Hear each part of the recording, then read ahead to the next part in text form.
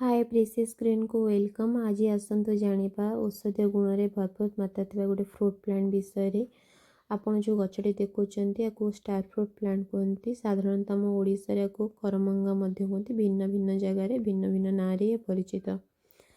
ये star fruit plant आम body को बहुत सारा बेनिफिट देई थाए।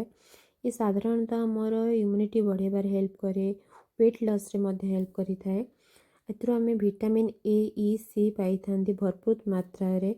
हमर डाइजेशन सिस्टम को भी भल रखिबार हेल्प करि थाए। मार्केट रे साधारणतः दी प्रकार स्टार फ्रूट प्लांट मिले। आपण जो गछटी देखुचंती एटा होची थाई वेराइटी रो।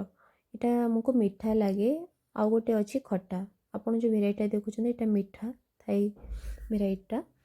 आपण आपको साधारणतः तले भी लगे पारे। जदि जगह भी नहीं आपण पॉट माध्यम रे भी आपको छात रे लगे रखी पारे कि आपण जोटी चाहिए लगे रखी पारे।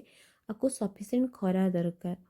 आपको तले लगे आम अत्यधिक फल पाई थांती कंपैरिजन पॉट रे लगे। जदि वीडियोटी भल लगी लाइक शेयर सब्सक्राइब करेंगे। जदि अधिक इनफॉरमेशन जानिबार अछि मते कमेंट सेक्शन में जणांतु।